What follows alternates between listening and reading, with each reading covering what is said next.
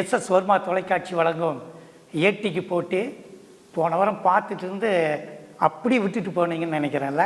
எப்படா ஒரு ஞாயிற்றுக்கிழமைன்னு தான் வந்துருச்சுங்க அவனுடைய தொடர்ச்சி. ஏன்னா இந்த பேச்சுக்கள் அந்த மாதிரி போக ஆரம்பிச்சிருச்சு. சமூகம் பாரு சார், இன்னைக்கு இப்படி கெட்டு போனதுக்கு காரணம் இந்த பலா போன சினிமா தான். அந்த சினிமாவில் இருக்கிற சண்டை காட்சிகள், இந்த பழி வாங்கிறது, இதுதான் சார் என்ன ரொம்ப பாதிச்சிச்சின்னு. அம்மா, நீங்கள் சினிமாவில் இருக்கிற இந்த பழி வாங்குதல், சண்டை, இது எப்படி சமூகத்தை பாதிச்சு? நான் நடித்தா தாங்க மாட்டேன், 4 மாதம் தூங்க மாட்டேன், மோதிப்பாரு வீடு போய் சேர மாட்டேன். ஐயா, இது வந்து ஒரு திரைப்படத்தில் வந்த பாட்டு. இதை இந்த மாதிரி பார்த்தீங்கன்னா இந்த அடிக்கிறது, குத்துறது, இந்த வன்முறை வந்து இன்றைய சினிமா வந்து மிகப்பெரிய அளவில் வந்து தூண்டிவிடப்பட்டிருக்கு இந்த சமுதாயத்தை. ஏன்னா பார்த்தீங்கன்னா இன்றைக்கி வந்து அந்த காலத்தில் பார்த்தீங்கன்னா மறப்போம் மன்னிப்போம், குடும்ப உறவுகளாக இருக்கட்டும், சமுதாய உறவுகளாக இருக்கட்டும், மன்னிக்கக்கூடிய அந்த உணர்வு அப்படிங்கிறது இன்றைக்கி இல்லவே இல்லை. பழிவாங்கும் உணர்ச்சி. இப்போ சமீபத்தில் பார்த்திங்கன்னா பல கோடி ரூபாய் சம்பாதிச்ச ஒரு திரைப்படம் பார்த்திங்கன்னா குடும்ப உறவுகள், பணத்துக்காக அண்ணன் வந்து தம்பியை வந்து காட்டி கொடுக்குறான், தம்பி வந்து அண்ணனை காட்டி கொடுக்குறான். அந்த அண்ணன் பார்த்திங்கன்னா தன் சொந்த தம்பின்னு கூட பார்க்காம அந்த தம்பியை வந்து கொலை பண்ணுறான். அப்போ இதை பார்க்கக்கூடிய இந்த சமூகம் என்ன செய்யும்? ஒரு தவறு செஞ்சால் அதை திருத்தி பார்க்கணும் அப்படிங்கிறது தான் நாம் கற்றுக் கொடுக்கக்கூடிய ஒரு பாடம். ஆனால் இன்றைய சினிமா என்ன செய்யுது அப்படின்னா குடும்ப உறவுகளை சிதைக்குது.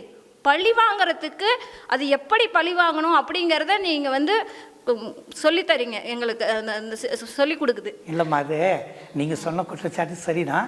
அது இன்றைய படம். இதே அண்ணன் தம்பி 4 பேர்த்து வச்சு முத்துக்கு முத்தாக சொத்துக்கு சொத்தாக அண்ணன் தம்பி பிறந்து வந்தோம் ஒன்றுக்குள் ஒன்றாக, இப்படியும் படங்கள் இருக்குது. ஆனால் இன்றைய படம் உங்களுக்கு வன்முறையை நிறைய காட்சிகள். ஆமாம் ஐயா, இன்றைய படங்கள் பார்த்தீங்கன்னா குடும்ப உறவுகள் பார்த்தீங்கன்னா பெத்த அப்பாவே பையனை வந்து கொலை செய்கிறாங்க, கணவன் வந்து மனைவியை வந்து கழுத்தறுத்து கொள்கிறாங்க. இப்போ இதெல்லாம் நீங்கள் திரைப்படங்களில் காமிக்கும் போது இதுதான் உலகம் அப்படின்னு நம்பிக்கிட்டு இருக்கு இன்றைய சமூகம். பார்த்தீங்கன்னா காலை முதல் நீங்கள் காலையில் எழுந்திரிச்சு டிவி ஆன் பண்ணிங்கன்னா நைட்டு படுக்கிற வரைக்கும் சரி அல்லது செல்ஃபோன்லேயும் சரி நாம் பார்க்கக்கூடிய ஒரே விஷயம் பார்த்தீங்கன்னா சினிமா சினிமா சினிமா. அப்போ அந்த சினிமா வந்து நீங்கள் இந்த மாதிரி காமிக்கும் போது இதுதான் ரியல் லைஃப்னு நினச்சி பல பேர் இதை இன்னைக்கு வந்து செஞ்சுக்கிட்டு இருக்காங்க. சரிம்மா, நம்ம சார் அதான் பழைய படமாகவே சொல்லிட்டு இருக்கிறாங்க சார். அம்மா சொன்னாங்க, ஒரு பாட்டில் ஆரம்பித்தாங்க, என்னன்னா நான் அடித்தா தாங்க மாட்டேன், மோதிப்பாரு அப்படின்னு சொன்னாங்க. அதான் சொல்லிட்டாங்கல்ல, மோதிப்பாருன்னு சொல்கிறாங்க. மோதி பார்க்க வேணாங்கிற அட்வைஸ் தான் அது. அப்படியா? என்கிட்ட வந்து மோதாத அப்படிங்கிற அட்வைஸ் தான் இப்படி சொல்கிறாங்க சார். இந்த பாட்டு எழுதின கவிஞர் கூட இப்படி ஒரு மறுபக்கம் இருக்குன்னு தெரியல. ஐயா, அருமையாக இருக்குயா. மோதிப்பாரு வீடு போய் சேர மாட்டேன், அப்போ மோதாம வீட்டுக்கு போயிடுவேன், சமாதானமாப்பா. ஏங்க இது பார்க்கல பார்த்தீங்களா? கடைசி வரைக்கும் படிங்கன்றாரு பாருங்க, கடைசி வரைக்கும் பார்க்கணுன்றார்ல. ஆனாப்பா ஐயா மறுச்சு நான் கூட பேசுகிறேன். இதே உங்கூர் பக்கம்தாம்மா அப்பா உக்காந்துட்டு இருக்கிறாரு, 6 மாதத்துக்கு முன்னாடி அடிச்சே கொண்டான்ல, நம்ம எல்லாமே இதை பார்த்தோம்ல சொத்துக்காக. அப்போ இதை ஒரு கதையாசிரியர் பார்த்தீங்க அப்படி எழுதி இருக்கக்கூடாது. அதுதான் அவங்களுடைய வாதம். ஆமாங்கய்யா, இல்லைங்கய்யா? சமுதாயத்தில் நடக்கிறது தான் திரைப்படமாக வருதே தவிர நீங்கள் திரைப்படத்தை பார்த்து செய்கிறாங்க, வன்முறையை மேற்கொள்கிறாங்க அப்படின்னு நம்ம சொல்லக்கூடாது. இந்த வன்முறையை காட்டித்தான் சொல்லித்தர முடியும், அதை நம்ம புரிஞ்சுக்கணும், முழுமையாக புரிஞ்சுக்கணும். இப்போ சண்டை காட்சிகளை காட்டுறாங்க அப்படிங்கிறது அவங்களுடைய வாதம். இப்போ சண்டை காட்சிகளை காட்டி தான் நீ இந்த மாதிரி சண்டை போடாத அப்படின்னு சொல்ல முடியும். உண்மை உண்மை. குழந்தைக்கு சாப்பாடு ஊட்டும் போது பூச்சாண்டி வருதுன்னு சொல்லித்தான் சோறு ஊட்ட முடியும். கரெக்டாக சொல்லும்போது அப்பா வருவார். ஆனால் ஐயா அவங்களுக்கு புரியுதல் இல்லையாங்கய்யா. உங்களுடைய இன்னொரு மறுபக்கம் ஐயாவை புரிதல் ரொம்ப நல்லா இருக்கு. ஐயா அவர் சொன்னார் மோதிப்பாரு பார்க்காத அப்படின்றதுக்கு தான் நாங்கள் வந்து தகவல் சொல்கிறோம் அப்படின்னு சொன்னார். எங்களுக்கு என்ன கோவம்னா தெரியாத விஷயத்த கூட நீங்கள் சினிமாவில் சொல்லி கொடுக்கறதுனால எத்தனை உயிர்கள் வந்து இழக்கிறோன்னு தெரியுமா? ஆசைன்னு ஒரு படம் வந்துச்சு. தன்னுடைய மனைவியை புது டெக்னிக்காக அவன் கொலை பண்ணியிருப்பான். பிளாஸ்டிக் கவரை முகத்தில் மூடி, உண்மைக்குமே அது வந்து கொலைன்ற மாதிரி தெரியாத மாதிரி செஞ்சுருப்பான். இப்போ 2 நாளைக்கு முன்னாடி நான் வந்து செய்தித்தாளில் பார்த்த நியூஸுங்க. படத்தை பார்த்து காற்று நிரப்பிய சிரிஞ்சு இதை வந்து தன்னுடைய கணவனுக்கு செலுத்தி ஒரு மனைவி வந்து கொலை பண்ணியிருக்காங்க.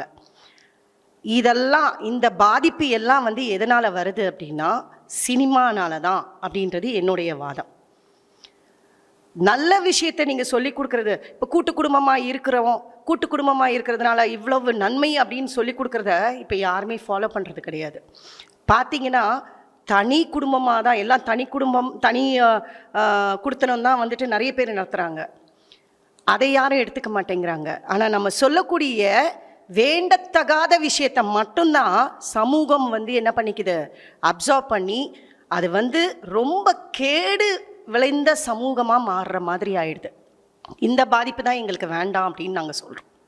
இப்போ நீங்கள் சொன்னது இந்த கணவன் மனைவி கொலை முயற்சி, ஆனால் நம்ம நாள்தோறும் நம்ம பார்க்குறோம், எத்தனை ஊரில் நடந்துக்கிட்டே இருக்கு. இப்போ அதிலேருந்து கூட எடுத்துருக்கலாம் இல்லைம்மா?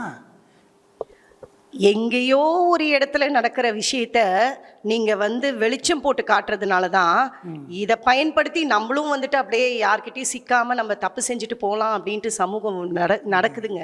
அதை தான் நாங்கள் வன்மையாக கண்டிக்கிறோம். ஆசை படத்தில் நடந்த காட்சியை சொன்னாங்க.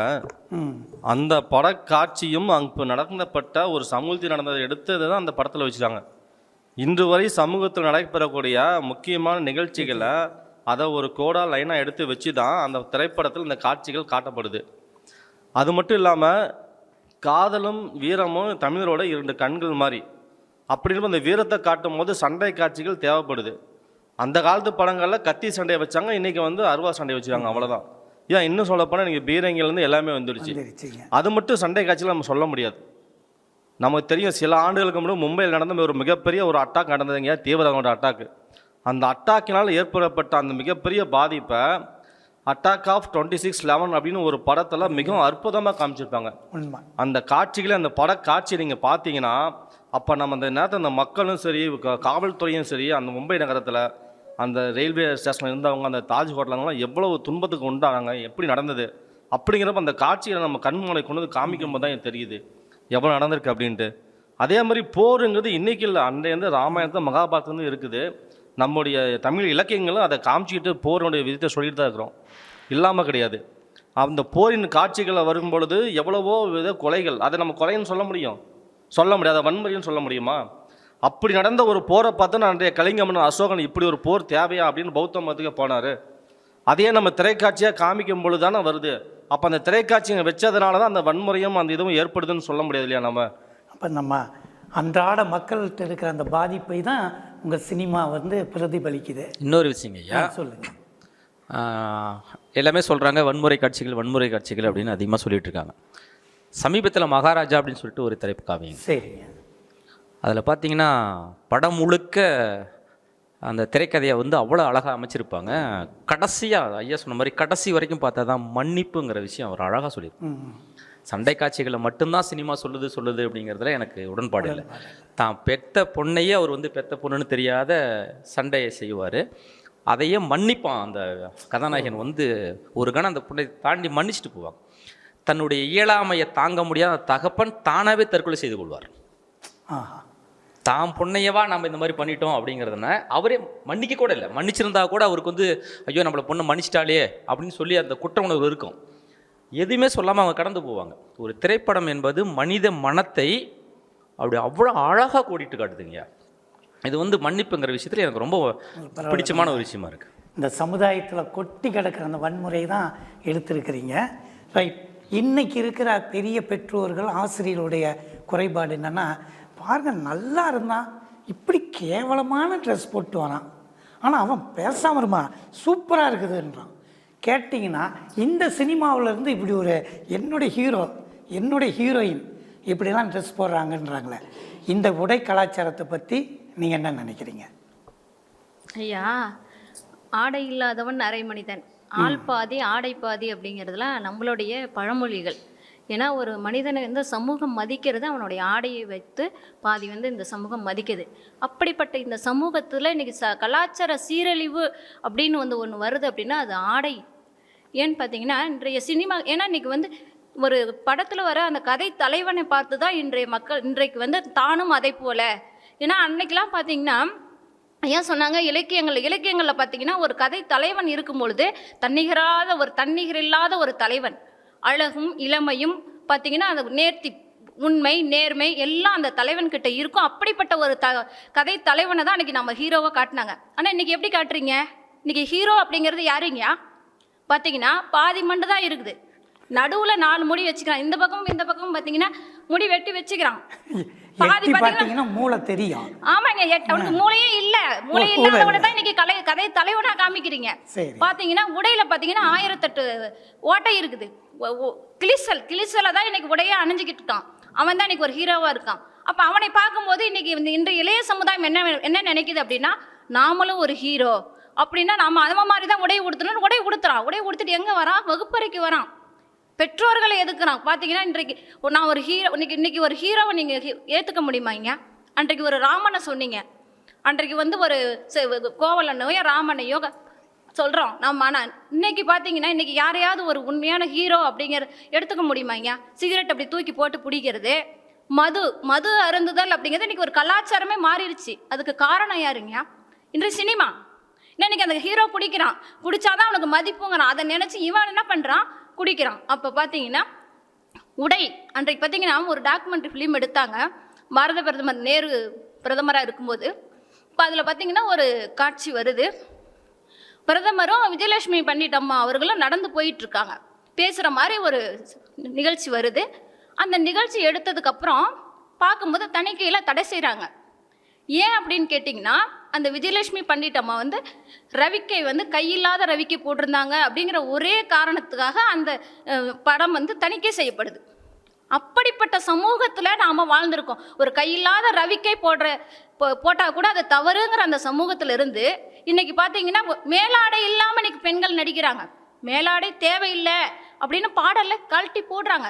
அதை பார்த்து இன்னைக்கு எத்தனை இளம்பெண்கள் காபரே டான்ஸ் ஆடுறாங்க. இது சமுதாய சீரழிவு இல்லைங்களா? இன்னைக்கு இருக்கிற பையனும் பொண்ணும் நம்மளை பூம் பண்ணுறான் இல்லைங்களா? Boomer uncle. ஆனால் நீங்கள் நேரு இப்படி இருந்தால இன்றைய சூழல் இப்போ நீங்கள் எவ்வளோ அதை ஒரு தாய் அன்போடு நீங்கள் சொல்கிறீங்க, இப்படி கிழிஞ்ச உடையை போட்டுட்ருக்காங்கன்னு. எனக்கு இதுதாங்க ஃபேஷன்றாங்க. ஒரு காலத்தில் செங்கல் வச்சு ஜீன்ஸ் பேண்ட்டை தேய்ச்சாங்க, துப்பாக்கியில் சுட்ட அந்த ஃபேண்ட்டுக்கு விலை அதிகம் தெரியுங்களா? உங்களுக்கு இந்த வாய்ப்பு இல்லை, நீங்கள் புடவை கட்டினாலும் உங்களுக்கு தெரியல. சரி இருங்க சார் சொல்லுங்கள் சார், இந்த உடை விஷயம். அம்மா நேற்று நீங்கள் பார்க்கலையா? நேற்று ஒரு பேப்பரில் நான் அது நியூஸ் பார்த்தேங்க. ஒரு ஆண் அவங்க ஜீன்ஸ் வந்து கிழிஞ்ச அந்த மாடல் ஜீன்ஸ் போட்டிருந்ததை அதை பெட்ரோல் தைக்க சொல்லி தைச்சதுனால அந்த மாணவன் தற்கொலைக்கு முயற்சி பண்ணிட்டான். அந்தளவு கலாச்சாரம் மாறிச்சு. நான் தெரியாமல் தான் கேட்குறேன், இன்றைக்கி எத்தனை பெண்கள் நீங்கள் தாவணி போகிறீங்க? அதை முதல்ல சொல்லுங்கள். இன்றைக்கி தாவணியோட எந்த பெண்ணாவது வெளியே வரீங்களா யாராவது? பெண்களோட இது இன்றைக்கி எல்லாமே ஜீன்ஸ் நிறையா விற்பனை ஆகிறது உங்களால் தான் இன்றைக்கி. அப்போது இந்த ட்ரெண்டிங்கெல்லாம் மாறி வந்துடுச்சு. இந்த ட்ரெண்டிங் மாறும்போது சினிமாவில் அதை காமிக்கிறாங்க, அவ்வளோதான். ஸோ இந்த உடை கலாச்சாரங்கிறது சினிமாவால் மட்டும் கிடையாது, இன்றைய மோகம், இன்றைய நாகரிக வளர்ச்சிக்கு தகுந்த மாதிரி உடைய நாகரிகம் மாறிட்டு வருது. இப்படி நீங்கள் சொல்கிறத பார்த்தா ஆதி காலத்தில் மனிதன் வந்து இலைய செலி தான் வச்சு ட்ரெஸ் போட்டான்னா அதே ட்ரெஸ்ஸில் என்ன இருக்க முடியுமா? இன்றைக்கி நமக்கு இன்றைக்கி நிறைய துணிமணிகள் வந்து விட்டது, நிறைய மாடல் வந்துருச்சு, அதுக்கு தகுந்த மாதிரி நம்ம மாற்றிக்கிறோம். அந்த மாதிரி துணி உடைகள் அணுகக்கூடிய அந்த காட்சி அமைப்புகளை சினிமாவில் வச்சுருக்காங்க, அவ்வளோதான். ஐயா நீங்கள் சொல்கிறீங்க உடையை வந்து மாற்றிட்டோம் அப்படின்னு. இதே நீங்கள் தான் சொன்னீங்க, பாவாடையில் பார்த்த உருவமா அப்படின்னு நீங்கள் பாடினீங்க. அதே தான் சுடிதார் அணிந்து வந்த சொர்க்கமே அப்படின்னு சொன்னதும் இந்த சினிமா தான். அதே தான் அக்கடான்னு நாங்கள் உடை போட்டால் துக்கடான்னு நீங்கள் எடை போட்டா தடா உடைக்கு தடான்னு சொன்னதும் நீங்கள் தானேங்கய்யா. அப்போ பார்த்தீங்கன்னா இந்த உடை கலாச்சாரம் அப்படிங்கிறது இங்கே வந்து நீங்கள் சீரழிவு தான் நீங்கள் ஏற்படுத்தியிருக்கிறீங்க. சினிமா சீரழிவுதுன்னு அத்தனை படத்தையும் பார்த்துருக்குறாங்க பாருங்க. ஒரு படத்தை உள்ள அத்தனை பாட்டும் பாடுறீங்க இல்லை ஐயா? அம்மா சொன்ன மாதிரி எங்கள் ஐயா சொன்னார், பெண்கள் இப்போல்லாம் யாருமே தாவணி அணிஞ்சிட்டு வரதில்ல, சுடிதாருக்கு மாறிட்டீங்க. உண்மை இதை தாங்க ஐயா நாங்களும் உண்மைன்னு சத்தியம் பண்ணிகிட்டு இருக்கிறோம். தாவணியில் வந்தீங்க, தாவணி பார்த்து பாட்டு பாடணும். சுடிதாரில் வந்தீங்க, சுடிதாரில் பார்த்து பாட்டு பாடணும். நீங்க எப்படி வந்தாலும் பாட்டு தான் நாங்க இருக்கிறோம். ரிப்பன் கட்டிட்டு வந்தாவே பாட்டு ரிப்பன் பாடுவோம் இல்லைங்களா? ஊதா கலர் ரிப்பன் ரிப்பனை வச்சு பாட்டு போட்டுறதுக்கு தாங்க நாங்க இருக்கிறோம். நீங்க எங்களை தூட்டுறதுக்கே இருக்கிறீங்க, அது வேற விஷயம். எங்களுக்கு சமுதாயம் தூண்டுது, நாங்க பாட்டு நீங்க போடுறத பார்த்துட்டு எதிரா நல்லான்னு சொல்லிட்டு அதுல இருந்து ஒரு வன்முறை பிறந்துருமோ அப்படிங்கிற ஒரு எங்களுக்கு சமூக அக்கறை இருக்குங்க எங்களுக்கு. உடையிலங்கிறது இந்தியாவில் இப்படி 3 நல்லவர்கள் உட்கார்ந்து இருக்கிறது. ஐயா இன்னொரு விஷயங்க ஐயா, சொல்லுங்க. அந்த 3 பேரும் பாருங்க, எனக்கு என்னமோ நீரஜா மேடத்தை கூட பரவாயில்லன்னு ஏத்துக்கலாங்க ஐயா. அவங்க ஏதோ கல்லூரி படிச்சிருப்பாங்க நினைக்கிறேன். இவங்க 2 பேரும் பட்டிமன்ற மாதிரி சொல்லிங்கய்யா. அம்மா இருந்த வயசு அப்படி. அவங்களாம் இப்போ கல்லூரி பருவத்துக்குள்ளே போகலன்னு நினைக்கிறேன். இப்போ கல்லூரிக்குள்ளே போய் பார்க்க சொல்லுங்கய்யா, ஒரே மாதிரி உடை. பொங்கல் பண்டிகைனா அனைத்து மாணவர்களும் வெள்ளை வேட்டி வெள்ளை சட்டை கட்டிட்டு 500 பேருமே இருக்கிறான். அப்போது அதெல்லாம் சினிமா எங்களுக்கு கற்று தெரிஞ்சுன்னு சொல்ல முடியுமா? அப்போ அவங்களுக்கு கிடைக்காதது ஒன்று கிடைக்காதனால இப்போ அவங்களுக்கு அது பேர் பொறாமை. இப்போ எல்லா கல்லூரிலையும் எல்லா குழந்தைகளுமே அழகாக ட்ரெஸ் பண்ணுறாங்க, சாரியில் தான் போயிட்டுருக்காங்க கல்லூரிக்கு. சினிமாவை பார்த்தாங்க, சாரியில் கல்லூரிக்கு போகிறாங்க. ஐயா, எனக்கு தெரிஞ்சு பக்கத்து வீட்டு பையன் ஒருத்தர் இருக்கிறாங்கய்யா. சரிங்க. தீபாவளி அன்னைக்கு பார்த்தீங்கன்னா எல்லாம் புது துணிமணி போட்டுட்டு வந்து பட்டாசு வச்சுட்டு இருக்கிறாங்க. பார்த்தா இவன் மட்டும் பேண்ட்டில் இங்கெல்லாம் கிழிஞ்சிருந்தது. சரிங்க. கண்ணு நல்லா இருக்கு, ஏன் கண்ணு கிழிஞ்சு ட்ரெஸ் போட்டிருக்கிற அப்படின்னா, ஆண்டி இதுதான் ஃபேஷன் அப்படின்னா. நான் சொன்னேன், கண்ணு இப்படிலாம் உட போட்டுட்டு போனா யாராவது உன்னை பார்த்தா பிடிக்குமா அப்படி. எங்களெல்லாம் பார்த்தாலாம் பிடிக்காது ஆண்டி, பார்க்க தான் பிடிக்கும் அப்படின்னு டைலாக் விடுறாங்கய்யா. நாங்கள் என்ன சொல்கிறோம், ஆடை அப்படின்றது உடலை மறைக்கிறதுக்கு தான், உடலில் இருக்கக்கூடிய பாகங்களை காட்டுறதுக்கு இல்லை. நீங்கள் வந்து சினிமாவில் வந்து ட்ரெண்ட் அப்படின்னு சொல்லிட்டு விதவிதமாக நிறைய உடைகளை வந்து நீங்கள் வந்து காமிக்கிறீங்க. நாங்கள் என்ன சொல்கிறோம், அறிவியல் ரீதியாக புடவை ஏன் வந்து உடுத்துறாங்க அப்படின்ற காரணத்தை வந்து நீங்கள் கூறிட்டு அதை வந்து நீங்கள் வந்து பயன்படுத்தினா நல்லாயிருக்கும். புடவை எதுக்கு உடுத்துறாங்க அப்படின்னா, உள்ளே வந்து ஒரு பாவாடை, அடுத்தது ஒரு லேயர் சுற்றி கோசுமம் வச்சு, இது வந்து எதுக்குன்னா பெண்களுடைய முக்கியமான உறுப்பே வந்து இனப்பெருக்க உறுப்பு. அந்த கருப்பை அப்படின்றது தான் வந்துட்டு 10 மாத காலம் ஒரு குழந்தைய சுமந்து எடுக்கக்கூடிய ஒரு உறுப்பு. அந்த உறுப்பை பாதுகாக்கக்கூடியது தான் இந்த உடை.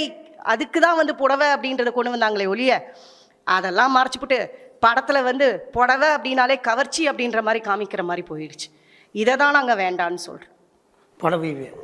புடவையே இல்லைங்க, புடவையை தப்பா சித்தரிச்சு காட்டுறத வேண்டான்னு சொல்றேன். ஏன்னா இவங்க கரெக்டா சொல்லுங்க. அம்மா சொன்னாங்க, பேண்ட் எல்லாம் வந்து பசங்க ஜீன்ஸ் பேண்ட் எல்லாம் கிழிச்சு போட்டு வரான். ஐயா, இந்தியாவில் நீங்கள் 12.7 மில்லியன் கோடி குடும்பங்கள் வந்து வறுமை கோட்டு கீழே இருக்கு.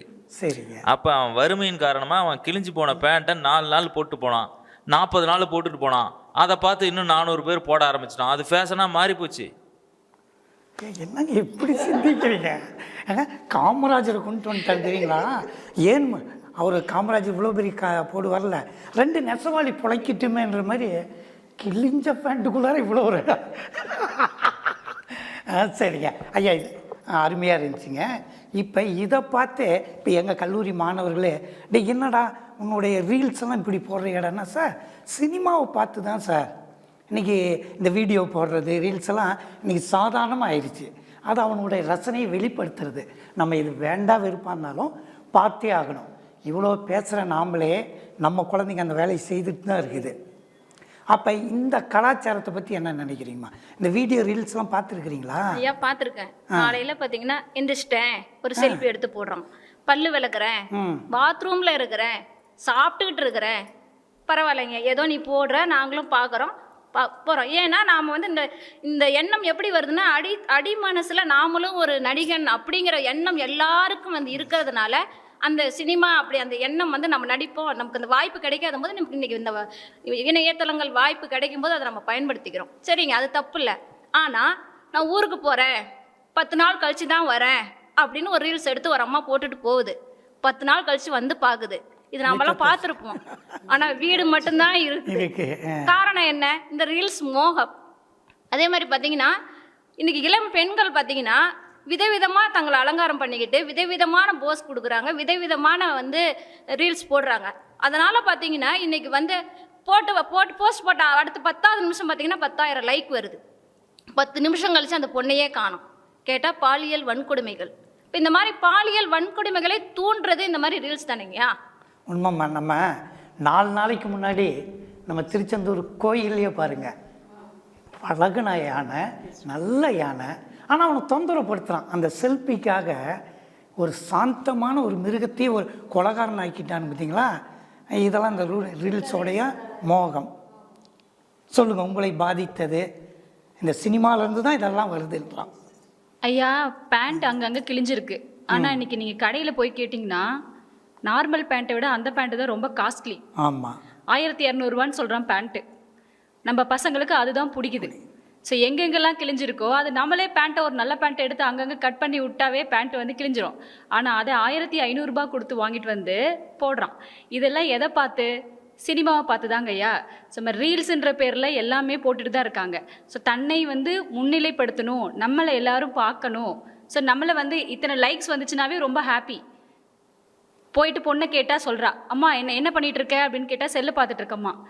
சரி, நான் போட்ட வீடியோவுக்கு எனக்கு இவ்வளோ லைக்ஸ் வந்திருக்கு, 10,000 லைக்ஸ் வந்திருக்கு, 10,000 லைக்ஸ் தாம்மா வந்திருக்கு, இன்னும் வந்து 20,000 லைக்ஸ் வரணும் அப்படின்றதுக்காக இன்னும் என்ன பண்ணலாம்? தன்னுடைய ஆடைகளை வந்து இன்னும் மாற்றி அமைத்தா நம்ம வந்து மற்றவர்கள் வந்து பார்ப்பார்கள் அப்படின்ற ஒரு எண்ணத்தை வந்து கொண்டு வரது இந்த சினிமா தாங்க ஐயா.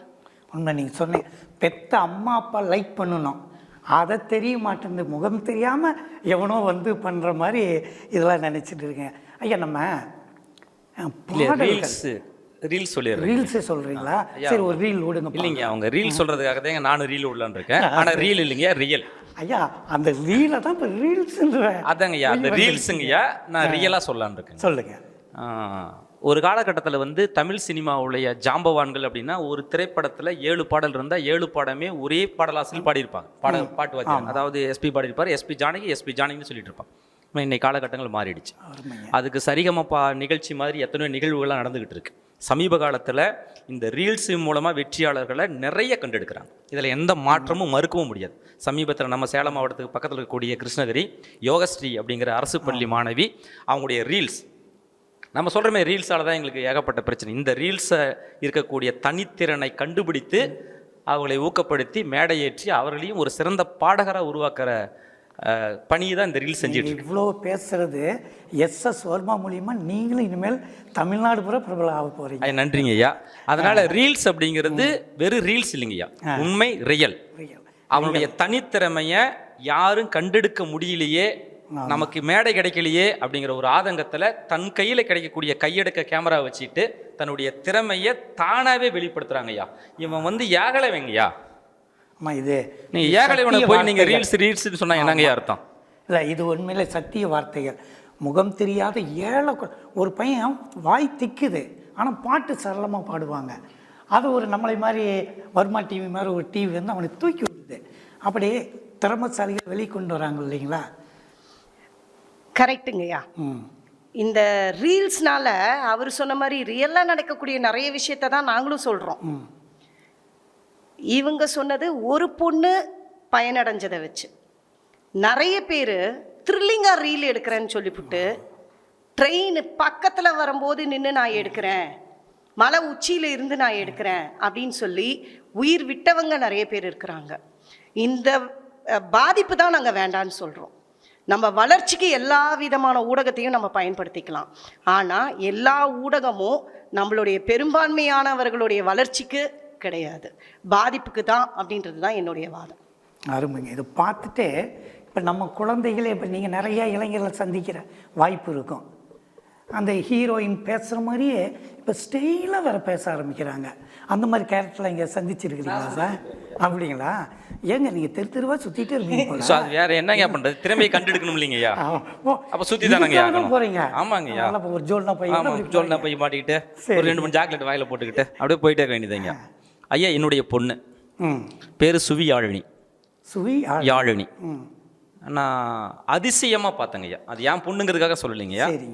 ஒரு நாள் காலையில் தூக்கி எந்திரிச்சாச்சுங்கய்யா, என்னுடைய ஃபோன் எடுத்துக்கிட்டுங்கய்யா. அவங்களுக்கு ஃபோன் ஆன் பண்ண கூட தெரியாது, எடுத்து வச்சுக்கிட்டாங்க. ஹலோ தனுஷ். ஓகே தனுஷ். அப்படிங்களா? சரிங்க தனுஷ், வந்துடுறேன்.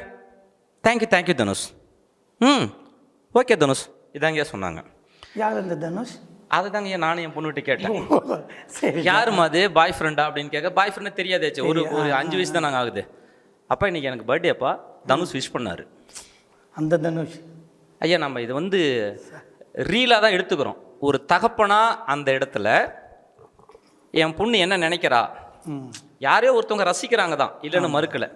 ஆனால் தனக்கு யாரோ ஒருத்தவங்க வாழ்த்து தெரிவிக்கிற மாதிரியும் அவங்களுக்கு ஒரு நன்றி சொல்கிற மாதிரியும் ஒரு பழக்க வழக்கத்தை கூட இந்த குழந்தைகள் அந்த மீம்ஸ் மூலியமாகவோ திரைப்பட வாயிலுமாக கற்றுக்கிறதுங்கிற எனக்கு ஒரு ஆர்வம், சந்தோஷமாக இருந்துச்சு என் நிகழ்வு. இல்லை, உண்மைங்க. அது எத்தனையோ குழந்தைய என்னுடைய கல்லூரியில் நான் பார்த்துருக்கிறேன்.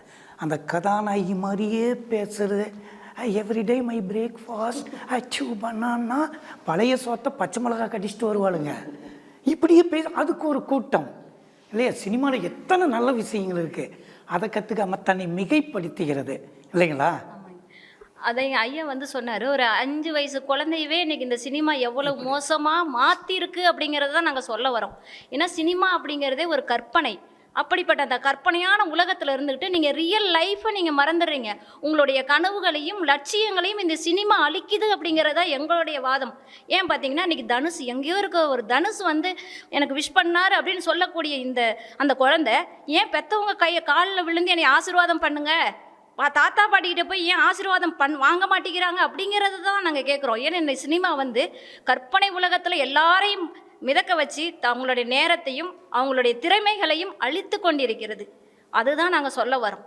எல்லாத்துக்கும் சினிமாவில் நடிக்கக்கூடிய வாய்ப்பு வந்து கிடைக்காதுங்க. சரி, அந்த வாய்ப்பை வந்து இன்னைக்கு அந்த ஆண்ட்ராய்டு ஃபோன் கொடுக்குது. அவனே ஒரு அவங்களே கதாநாயகன், அவங்களே கதாநாயகி, அவங்களே வில்லன் அப்படிங்கிற மாதிரி சினிமாவில் வாய்ப்பு கிடைக்காதவங்க இந்த ரீல்ஸ் மூலமாக தன்னை சமுதாயத்துக்கு வெளிப்படுத்திக்கிறாங்க. அப்போ அந்த மன இறுக்கம் வந்து மக்கள் மனசுலேருந்து நீங்குது.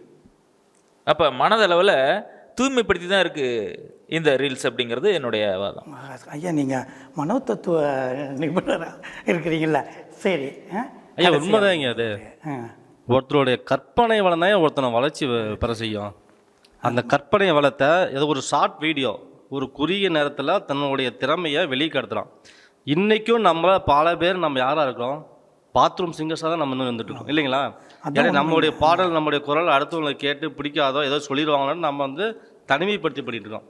அப்படி தான் மேடைக்கு வர தயங்கக்கூடிய பல பேர் தன் தனிமையில் தன்னுடைய திறமைகளை காமிச்சு அதை ரீல்ஸாக போட்டு அதில் லைக் பார்க்குறாங்க. அது மட்டும் இல்லாமல் அதே யூடியூப் சேனலுக்கு போட இன்றைக்கி படமும் கிடைக்குதுங்க ஐயா. அந்த மாதிரியும் போயிட்டுருக்கு. நிறைய திறமைகள், நிறைய பாடக்கூடியவங்க நல்லா செய்கிற மாதிரி காமிக்கும் போது அது அவங்களுக்கு ஒரு மன மகிழ்ச்சி, சந்தோஷம் கொடுக்குது. இன்றைய குடும்ப உறவுகளில் ஒரு வீட்டில் ஒரு குழந்தை தாங்க பெற்றுறாங்க. அப்படி அந்த குழந்தைகள் கூட விளையாட இன்னொரு குழந்தை கூட கிடையாது, எதுவும் கிடையாது. அப்போ அவங்களுக்கான அந்த கூட இருக்கிற ஒரே ஒரு உபகரணம் அந்த ஆண்ட்ராய்டு ஃபோனு. அந்த ஆண்ட்ராய்டு ஃபோனில் தன்னோட திறமையை கொடுத்து பல பேர்கிட்ட ஷேர் பண்ணும்போது அதில் ஒரு மன மகிழ்ச்சி கிடைக்குது அவங்களுக்கு. சரி, இறுதி மன மகிழ்ச்சி அப்படின்றது உயிரோட்டம் இருக்கக்கூடிய அப்பா, அம்மா, தாத்தா, பாட்டி, அண்ணன், தங்கச்சி அப்படின்றவங்க கூட போகணும். நாங்கள் என்ன சொல்கிறோன்னா உண்மையாக இருக்க கற்றுக்கோங்க அப்படின்னு சொல்கிறோம். கற்பனை வளத்தில் போய் நம்மளுடைய வாழ்க்கையை சீரழிக்கக்கூடாது அப்படின்றது தான் எங்களுடைய வாதம். என்ன சேட்டா மனசிலாயோ? மனசிலாயி இன்றைக்கி நீங்கள் தான் அப்பா இடத்துல இருக்கிறீங்க, அம்மா இடத்துல வேலைக்கு போயிடுறீங்க. தாத்தா பாட்டி எங்கே இருக்காங்கன்னு தெரிய மாட்டேங்குது. ஒரு அப்பா வந்து தன்னுடைய தாத்தா வந்து இவர் தான் தாத்தான்னு அந்த பேர குழந்தைக்கு அறிமுகப்படுத்தக்கூடிய நிலைமை இருக்கும். இன்றைக்கி உறவுகளில் இன்றைக்கி தள்ளி போயிருக்காங்க சார். அதே மாதிரி வெளிநாட்டில் வேலைக்கு போயிடுறாங்க. அப்போ அந்த குழந்தைகளுக்கான என்ன கிடைக்குது, இன்றைக்கி வீடியோ கான்ஃபரன்ஸ் மூலயமோ இது மாதிரி அவங்களால இன்னைக்கு பேசக்கூடிய வாய்ப்புகள் இருக்குது, பார்க்க முடியுது இல்லைங்களா? இதெல்லாம் நம்ம கிடைக்கக்கூடிய இந்த சினிமாவினாலேயோ இந்த டெக்னாலஜி கிடைக்கக்கூடிய ஒரு நல்ல வாய்ப்பு, வரப்பிரசாதம் தானே அது. அருமையான ஒரு நீண்ட விவாதம். ஆனால் இது தொடர்ந்துக்கிட்டே இருக்குன்னு நினைக்கிறேன் இல்லைங்களா? அதனுடைய குட்டி வடிவம் தான் கடைசி ஆண்ட்ராய்டில் வந்து இப்போ சொன்னது, தன்னை ஹீரோவாக வெளிப்படுத்திக்க முடியலன்னு. ரொம்ப மகிழ்ச்சி எங்கள் அரங்குக்கு வந்து சிறப்பித்த 6 அறிஞர் பெருமக்களுக்கும். இதில் நம்ம முடிவெல்லாம் சொல்ல முடியாதுங்க இல்லையா? சமூகத்தை சினிமா சீரழித்ததா இல்லை சமூகத்தில் நடந்த பாதிப்பு தான் பிரதிபலிப்பா, இதான் யதார்த்த உண்மை. ஆனால் அப்போ ஐயா சொன்ன மாதிரிலாம் நிறைய வித்தியாசமான மனிதர் இந்த சமூகத்தில் இருக்கிறாங்க, அதை எடுக்கிறாங்க. ஆனால் சினிமா ஒரு மாபெரும் மீடியா. ஐயா சொன்ன மாதிரி இன்றைக்கெல்லாம் நான் ஆரம்பத்தில் சொன்ன பாருங்க, இது ஒரு புற்றுநோயின்னு சொல்லக்கூடிய ஆளுக்கும் சினிமா தான் பொழுதுபோக்குன்னு சொல்கிற ஒரு பெரும் கூட்டத்துக்கு நடுவில் தான் நம்மளுடைய பயணமே போயிட்டுருக்கு. பொழுதுபோக்கு சாதனம் அதனுடைய வெளிப்பாடு தான் இன்றைக்கி சொன்ன மாதிரி எல்லாருமே பெரிய நடிகராக முடியாதுன்னா செல்ஃபின்ற வார்த்தையை அது பாருங்கள் தன்னைத்தானே இவன் வெளிப்படுத்திக்கிறது. ஆனால் என்னன்னா ஒரு கருத்தை சொல்லும்போது அது அந்த மக்களை போய் சேரணுங்க. ஒரு செயல் அடுத்தவன் மனசையும் துன்புறுத்தக்கூடாது, அவனை சார்ந்த அளவுலையும் மனதளவுலையும் உடல் அளவுலையும் வழித்தராத எந்த செயலும் சரியான செயல். இதுதான் யதார்த்த உண்மை. இப்போ எனக்குன்னு ஒரு ஆசபாசம் இருக்குது, அதை நான் பேசிக்கலாம். ஆனால் என்னுடைய பேச்சு இன்னொருத்தனை காயப்படுத்தக்கூடாது, வலிக்கக்கூடாது. ஆக ஒரு மாபெரும் மீடியா, இதெல்லாம் நம்ம முடிவே சொல்ல முடியாது. 1931 தொடங்கின அந்த பேசும் படத்துலேருந்து இன்னைக்கு வரைக்கும் இருக்கிற ரப்பர் பந்து வரைக்கும் எத்தனை விதமான மனிதர்களை சொல்லி முழிச்சிருச்சிங்க. ஆனால் நம்ம கேள்வி ஆரம்பத்தில் இன்றைய சினிமா, இன்னைக்கு ஐயா அதை தெளிவாக சொன்னார், ஒரு குழந்தை அதுக்கு வெளிப்படுத்த தெரியல. இதனால தான் இறுக்கமானது பரபரப்பான உலகம். நீங்கள் சொன்ன மாதிரி எதுக்கு ஓடிட்டு இருக்குன்னு நமக்கு தெரியல, பார்த்தீங்களா? ஆனால் ஓடிக்கிட்டே இருக்கோம், பணம் பணம் பணம் பணம். ஆனால் அந்த பணத்தின் பின்னாடி அந்த நற்குணங்கள் வருதான்றது 1000 கேள்விகள். சரி, எதாக இருந்தால் என்ன விடுங்க. ஒரு பொழுதுபோக்கு சினிமா அப்படின்ற பார்வையை மட்டும் பார்க்காம இன்னைக்கு அளவுக்கு அதிகமாக சினிமாவுக்கு இன்றைய குழந்தைகள் முக்கியத்துவம் கொடுத்துட்டாங்க. இப்போ நீங்கள் கிழிஞ்ச ஃபேண்ட்டை சொன்னீங்கல்ல, 60 ஆண்டுகளுக்கு முன்னாடி ஒரு ஹீரோ குடித்து வச்ச சோடா கொஞ்சோண்டு மீதி, அதை 400 லிட்டரு தண்ணியில் ஊற்றி கலக்கி அவரு குடித்த தண்ணி, அவரு குடித்த சோடா இதில் இருக்குன்னு குடித்த மக்கள் இங்கே இருக்கிறாங்க. ஒரு படம் ரிலீஸ் ஆகி நம்ம சேலம் மாவட்டத்தில் 4 பேர் சாகுறாங்க கியூவில். குழந்தை சினிமா பார்த்துட்டு இருக்கும்போது குழந்தை அழுகுதுன்னு குழந்தை வாயை அடக்கி செத்துருச்சு. தாய்க்கு தெரிஞ்சிருச்சு. ஆனாலும் முழு படத்தை பார்த்துட்டு வீட்டுக்கு வந்து அவள் தூக்கு போட்டு செத்த கதையும் நம்ம தமிழகம்தான். ஒரு சினிமா நமக்கு அளவுக்கு அதிகமாக அதை எடுத்துக்கிட்டோமோன்ற ஒரு கேள்விகளுக்கு நீங்கள் இவங்களாம் சொன்ன மாதிரி அது ஒரு பொழுதுபோக்காக பார்த்துட்டு நம்ம குழந்தைகள் வந்துட்டால் பிரச்சனை இல்லைங்க. ஆனால் இந்த ஒரு 10 ஆண்டுகள் அவனைத்தான் அப்பாவா அம்மாவா கதாநாயகியா எல்லாமாவே இன்றைக்கி கொஞ்சம் சினிமாவை திசை திரும்பினது வந்து வருத்தத்துக்குரிய செய்தி தான். அதை நம்ம மாற்று கருத்தே கிடையாது. ஆக சமூகத்தோட இவங்க சொன்ன அந்த பங்களிப்பும் சரியாக இருக்குது. அங்கேருந்து தான் எடுத்தாங்க. நீங்கள் சொன்னது ஒரு தாயன்போட அந்த கோபத்தை வெளிப்படுத்தினீங்க. இதுவாக இருக்கட்டும். சினிமாவை ஒரு பொழுதுபோக்காக பார்த்தோமா எல்லாத்துக்கும் நன்மை தரும். அரங்கு வந்திருந்த உங்கள் அனைவருக்கும் எங்களுடைய SS வர்மா தொலைக்காட்சி மீண்டும் நன்றிகள். தொடர்ந்து பயணிப்போம். நன்றி, வணக்கம்.